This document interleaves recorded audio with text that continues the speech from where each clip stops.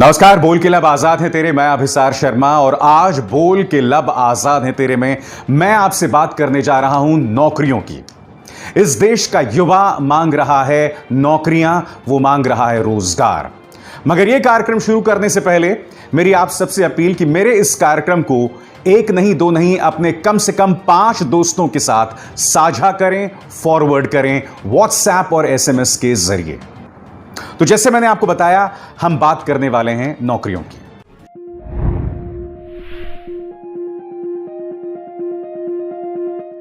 मैं आपको लेकर चलना चाहूंगा दिसंबर 2014 को।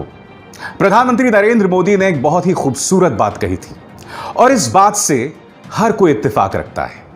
प्रधानमंत्री ने क्या कहा था आज से 6 साल पहले, आप खुद सुनिए। भाइयों बहनों, रोजगार आपको आपके प्रदेश में मिलना चाहिए कि नहीं मिलना चाहिए? आपके इलाके में मिलना चाहिए कि नहीं मिलना चाहिए?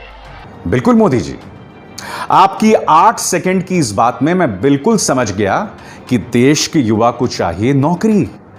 मगर 6 साल बाद मैं आपसे जानना चाहता हूं मोदी जी कि आप हों या आपकी पॉलिटिकल पार्टी हो, क्या उनके संवाद में नौकरियों पर जोर देना कहीं पर भी दिखाई देता है? हालात जब बद से बदतर हो रहे हैं इकोनॉमी के, तो आपकी वित्त मंत्री इसे एक्ट ऑफ गॉड बताती हैं। और बात वहां नहीं रुकती। प्रधानमंत्री ने कैसे बताया कि यह चीज संभव हो सकती है, यह भी उन्होंने दिसंबर 2014 में बताया था। खुद सुनिए। भाइयों बहनों, हमने मेक इन इंडिया का अभियान चलाया है। हम चाहते हैं छोटे छोटे कारखानों का जाल बिछे, छोटे छोटे कारखाने लगे, हर गांव गली मोहल्ले में रोजगारी का अवसर पैदा हो और नौजवान अपने ही इलाके में रोजगार कमाए, ताकि शाम को अपने मां बाप के पास जाकर के बैठ सके, मां बाप के साथ सुख दुख बांट सके, मां बाप के साथ बैठ करके रूखी सूखी रोटी खा सके। ये हमें करना है भाई। Make in India. आज 6 साल बाद दोस्तों, ये तमाम चीजें ढकोसला, मजाक और एक आम इंसान के चेहरे पर तमाचे के अलावा कुछ नहीं है। हकीकत यह है दोस्तों कि आज इस देश का युवा रोजगार मांगता है, नौकरी मांगता है और इसके अलावा कुछ नहीं। बाकी जो तमाम मुद्दे हैं आपके आसपास जो घूम रहे हैं, वो सिवाय आपके मनोरंजन के और कुछ नहीं है। वो सिवाय समाज के अंदर वैमनस्य और नफरत फैलाने के और कुछ नहीं है। और मैं आपको बता दूं कि मुख्य विपक्षी दल कांग्रेस और उत्तर प्रदेश के अंदर समाजवादी पार्टी, ये दोनों ही पॉलिटिकल पार्टीज, और वहां बिहार में आरजेडी इस मुद्दे पर भारतीय जनता पार्टी को घेरने में लगी हैं। मैं आपको बतलाना चाहूंगा कि इस मुद्दे पर आज सुबह राहुल गांधी ने क्या बयान दिया। आपके स्क्रीन पर। The policies of Modi government have caused the loss of crores of jobs and a historical fall in GDP. It has crushed the future of India's youth. Let's make the government listen to their voice. Join, speak up for jobs from 10 AM onwards. यानी कि नौकरियों के लिए अपनी आवाज बुलंद करो। नरेंद्र मोदी जी के चुने हुए 15-20 दोस्तों को उन्होंने लाखों करोड़ रुपए कर्जा माफ और टैक्स ब्रेक दिया। और आज मैं प्रधानमंत्री से कहना चाहता हूं, प्रधानमंत्री जी, हिंदुस्तान का युवा आपकी ओर देख रहा है। आपने हिंदुस्तान की अर्थव्यवस्था को नष्ट कर दिया, आपने इनका भविष्य बिगाड़ दिया। आज भी आप 3 काम कर सकते हो। पहला, गरीब लोगों के बैंक अकाउंट में सीधा पैसा डालिए। दूसरा, रीढ़ की हड्डी को बचाइए, स्मॉल एंड मीडियम बिजनेसेस की रक्षा कीजिए, उनको पैसा दीजिए। और तीसरा, ये जो आप प्राइवेटाइजेशन करते हैं, अपने मित्रों को, ये जो हमारे पब्लिक सेक्टर की कंपनीज आप पकड़ाते हैं, ये आप बंद कीजिए। कांग्रेस ने इस आंदोलन की शुरुआत की है, मगर मैं आपको बतलाना चाहता हूं उससे पहले, यानी कि कल रात 9 बजे एक बहुत ही दिलचस्प तजुर्बा हुआ उत्तर प्रदेश में। वो था 9 बजे 9 मिनट। जैसे कि आप जानते हैं कि अप्रैल में प्रधानमंत्री नरेंद्र मोदी ने हम सबसे अपील की थी कि आप लोग छत पर आएं और रात 9 बजे ताली और थाली बजाएं। याद है आपको वो? आप और हम सब छतों पर पहुंच के ताली और थालियां बजा रहे थे। हम में से कुछ लोग इतने महान थे कि उन्होंने ये तक सोचा कि इस तरह से शोर मचाने से कोरोना भाग जाएगा। गो कोरोना गो, याद है कि ये भूल गए आप? तो बिल्कुल उसी तर्ज पर उत्तर प्रदेश में समाजवादी पार्टी और कांग्रेस की अगुवाई के साथ एक आंदोलन शुरू किया गया। मैं स्पष्ट कर दूं कि कल रात 9 बजे इस तरह की फेरियां निकाली गई। युवा जो है वो कई जगह पर थालियां और ताली बजा रहा था। ये युवा है जो अपने स्क्रीन पर आप जिस युवा को देख रहे हैं, ये वो युवा है जिसके पास नौकरियां नहीं है।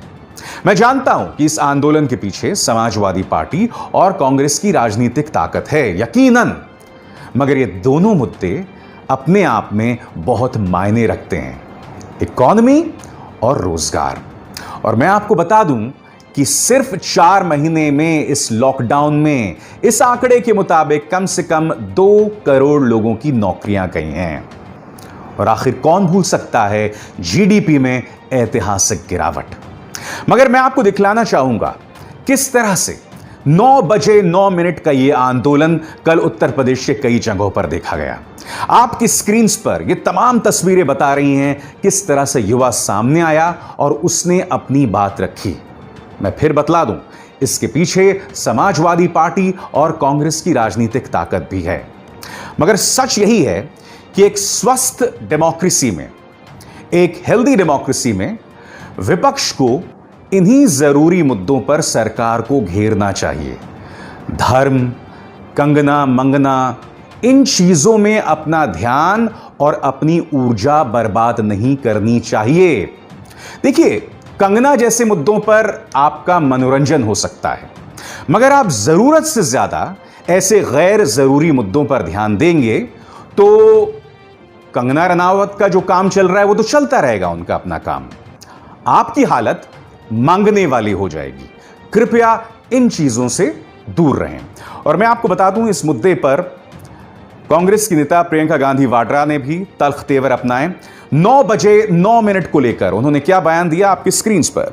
देश के युवाओं को रोजगार चाहिए, उनकी रुकी हुई भर्तियों की ज्वाइनिंग, परीक्षाओं की डेट, नई नौकरियों की नोटिफिकेशन, सही भर्ती प्रक्रिया और ज्यादा से ज्यादा नौकरियां चाहिए। इसके बदले सरकार कोरे भाषण, लाठियां और उपेक्षा देती है। आखिर कब तक? 9 बजे 9 मिनट, प्रियंका गांधी वाड्रा का बयान। और जैसे कि आप जानते हैं, प्रियंका इस मुद्दे पर उत्तर प्रदेश की सियासत में खासी सक्रिय हो गई हैं। आपकी स्क्रीन पर यह समाजवादी पार्टी के नेता और पूर्व मुख्यमंत्री अखिलेश यादव, जो 9 बजे 9 मिनट में युवाओं के साथ अपना समर्थन जतलाते हुए दिखाई दे रहे हैं। और इसी तरह के मार्च जो है आपने कई जगहों पर देखी। और ऐसा नहीं है कि सिर्फ उत्तर प्रदेश में ऐसा हो रहा था। मैं आपको बता दूं कि बिहार में भी, जहां इस साल चुनाव हो सकते हैं, वहां पर भी आरजेडी ने तल्ख तेवर अपनाए हुए हैं। क्या कहा है आरजेडी सुप्रीमो तेजस्वी यादव ने आपकी स्क्रीन पर? करोड़ों युवाओं के जीवन से बेरोजगारी का अंधेरा भगाने और एक नया बिहार बनाने के लिए आज 9 तारीख को रात्रि 9 बजे 9 मिनट तक लालटेन जलाकर बेरोजगारी के खिलाफ चल रही मुहिम में अपनी भागीदारी सुनिश्चित कीजिए। यह बिहार में जो बेरोजगारी है उसके जिम्मेदार नीतीश कुमार हैं। 9 बजे 9 मिनट। और इसी तरह से आप देख सकते हैं कि आरजेडी के ट्विटर हैंडल पर भी उसी तरह के तेवर दिखाई दे रहे हैं। दोस्तों, क्या आप जानते हैं, सबसे दुख की बात यह है और सबसे चिंताजनक बात यह है कि अभी कुछ ही दिनों पहले देश की आर्थिक सेहत पर ताजा जीडीपी यानी सकल घरेलू उत्पाद जारी हुई। और इसमें आपने देखा कि भारत का जो सकल घरेलू उत्पाद है वो ऐतिहासिक -24%, 24% नीचे आ गिरा। मगर क्या आप जानते हैं कि अगर हम असल जीडीपी कैलकुलेट करें, क्योंकि आप जानते हैं भारत में जो असंगठित क्षेत्र है वो हमारी अर्थव्यवस्था का एक अभिन्न अंग है। असंगठित क्षेत्र और एमएसएमईज को इसमें शामिल नहीं किया गया था। जानकार मानते हैं अगर उनको भी शामिल किया जाता तो जीडीपी की हालत और भी बदतर होती। मेरे सहयोगी पौरंजय गुआ ठाकुरता ने बात की प्रोफेसर अरुण कुमार से। उन्होंने क्या कहा आप खुद सुनिए, जो अपने आप में बहुत चिंताजनक बात है। अगर ये हम मान लें कि जो अप्रैल में जब जो लॉकडाउन हुआ पूरी तरह, तो अर्थव्यवस्था 75% गिर गई और मई में थोड़ी बहुत बढ़ी तो 60% पे आई और जून में 50%, और उसका एवरेज अगर निकाले तीनों का तो -58% आता है। इसलिए बार बार मैं कह रहा हूं कि -40% से भी ज्यादा की गिरावट आई अर्थव्यवस्था में, क्योंकि असंगठित क्षेत्र को जोड़ लें तो जबरदस्त गिरावट है। और ये जो 23.9 है ये तो सही आंकड़ा नहीं है, क्योंकि इसको तो खुद ही सरकार कह रही है कि ये तो रिवाइज होगा, और ये जो आंकड़े हैं ये सिर्फ संगठित क्षेत्र के भी पूरी तरह से नहीं है। तो इसलिए ये सारा कुछ रिवाइज होने वाला है। और इसीलिए मैंने कहा कि कृषि में भी गिरावट है, ऐसा नहीं है कृषि में बढ़त है, क्योंकि उसमें हॉर्टिकल्चर, फ्लोरिकल्चर, ये सब में गिरावट हुई। फिर जो किसान है उसको एमएसपी नहीं मिला तो वहां पे उसकी आमदनी कम हो गई, तो किसानों में भी क्राइसिस हुआ। हालांकि फसल बढ़ गई जब फूड ग्रेन्स और पल्सेस की, लेकिन वहां पे भी परेशानी आई क्योंकि एमएसपी नहीं मिला, सामान जब बाजार में आ नहीं पाया। तो कुल मिला के आमदनी बहुत ज्यादा गिरी, सारे असंगठित क्षेत्र की गिरी। और मेरा मानना है कि करीब 20 करोड़ लोगों का काम चला गया। तो जैसा कि प्रोफेसर अरुण कुमार ने कहा, चिंताजनक बात है, और वो क्यों है मैं आपको एक एक करके बताना चाहूंगा। भारत का जो अनौपचारिक सेक्टर है ना, जो असंगठित क्षेत्र है, वो हमारी इकोनॉमी का करीब 80 से 90% है। जब साल 2008 और 2009 में दक्षिण पूर्व एशिया में और दुनिया भर में मंदी छाई थी, तो उस वक्त भारत पर इसका असर क्यों नहीं पड़ा था, इसे आपको समझना पड़ेगा। क्यों? क्योंकि हमारा जो असंगठित क्षेत्र है, अनऑर्गेनाइज सेक्टर है, वो बदस्तूर चल रहा था, वो हमारी रीढ़ बनकर उभरा था। मगर 2016 में नोटबंदी और जीएसटी के अजीबो गरीब तरीके से लागू होने के बाद जो हमारा अनऑर्गेनाइज सेक्टर है, और अब जो कोरोना के बाद लॉकडाउन हुआ, उसमें पूरी तरह से तबाही हुई। लिहाजा हमारा जो अनऑर्गेनाइज सेक्टर है, जो करीब 80 से 90% हमारी इकोनॉमी का, वो धराशायी हो गया। यही वजह है कि अब जीडीपी की हालत और भी बदतर है। अब दूसरे पहलू पर गौर कीजिए। मैं आपको बताना चाहूंगा कि बिगड़ती अर्थव्यवस्था का सबसे ज्यादा असर इन 3 लोगों पर पड़ा है। पहला, दिहाड़ी मजदूर। दूसरा, घरेलू मजदूर, यानी कि जो आपके घरों में लोग काम करते हैं। और तीसरा जो है, फैक्ट्रीज में काम करने वाले, क्योंकि कई फैक्ट्रीज बंद हो रही हैं, कई उद्योग बंद हो रहे हैं, बड़ी तादाद में बंद हो रहे हैं। और यकीन मानिए, अभी तो महज शुरुआत है, आने वाले दिनों में हालात और भी ज्यादा बदतर होंगे। इसलिए मैं आपसे बार बार कह रहा हूं, आज की तारीख में इस देश के सामने अगर कोई अहम मुद्दा है तो वो है नौकरियां, रोजगार। इसके अलावा जो भी मुद्दे हैं वो सिर्फ शोर है और कुछ नहीं। मैं आपको बता दूं कि मैंने इन 2 लोगों से बात की, क्योंकि दोनों स्टेक होल्डर्स हैं बिहार और उत्तर प्रदेश की सियासत में, समाजवादी पार्टी और आरजेडी। समाजवादी पार्टी के अनुराग भदौरिया से मैंने यह सवाल पूछा कि अनुराग, मुझे यह बताइए कि 9 बजे 9 मिनट क्यों जरूरी है? अफसार जी, पहली बार ऐसा है हमारे देश और प्रदेश के अंदर में कि युवा बेरोजगार है, उसके साथ साथ उनके माँ बाप भी बेरोजगार हो गए, पूरा का पूरा घर बेरोजगार हो गया। तब अंदाजा लगा सकते हैं घर कैसे चलेगा, जरूरतें कैसे पूरी होंगी। लगातार जिस तरह कोरोना काल चल रहा है, लोगों के पास में काम नहीं है, किसी तरह की कोई व्यवस्थाएं नहीं है। यहाँ पे बेरोजगारी की वजह से लोग अपनी जिंदगी को जी नहीं पा रहे हैं। तो सरकार को समाजवादी लोग बता देना चाहते हैं कि देखिए सरकार, आपके घरों में तो उजाला है, लेकिन जनता के घर में अंधेरा है, जिनको आप वादा करके आए थे कि हम अच्छे दिन लेके आएंगे। ये अच्छे दिन है कि पूरा का पूरा परिवार बेरोजगार हो चुका है। ये समाज का असली मुद्दा है जिसपे सरकार बात नहीं करना चाहती। यही सवाल मैंने पूछा आरजेडी के राज्यसभा सांसद मनोज झा से। उन्होंने क्या कहा, सुनिए।